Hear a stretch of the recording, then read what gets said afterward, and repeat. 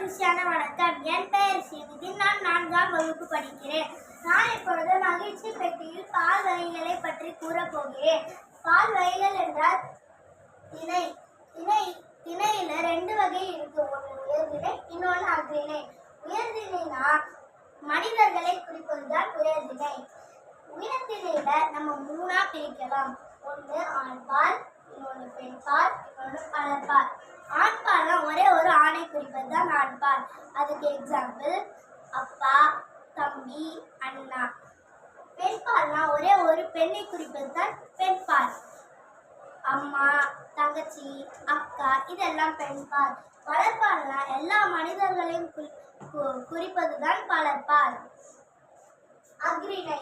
அஃறிணையை நம்ம 2 வகையா பிரிக்கலாம். ஒன்று ஒன்றன் பால். ஒன்றன் பால்னா ஒரே ஒரு விலங்கு அப்படின்னா ஒரே ஒரு பொருளை குறிக்கிறது தான் ஒன்றன் பால்.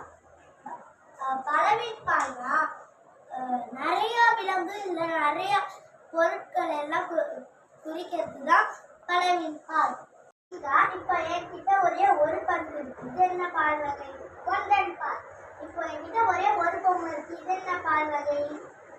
ஒன்றன். இப்போ என்கிட்ட 2 பந்து ஒரு பொம்மை இருக்குது. இது 3 என்ன பால் வகை? பலவின் பால். இப்போ நான் என்ன பால் வகை? பெண் பால். அப்போ நம்ம 2 பேர் என்ன பால் வகை?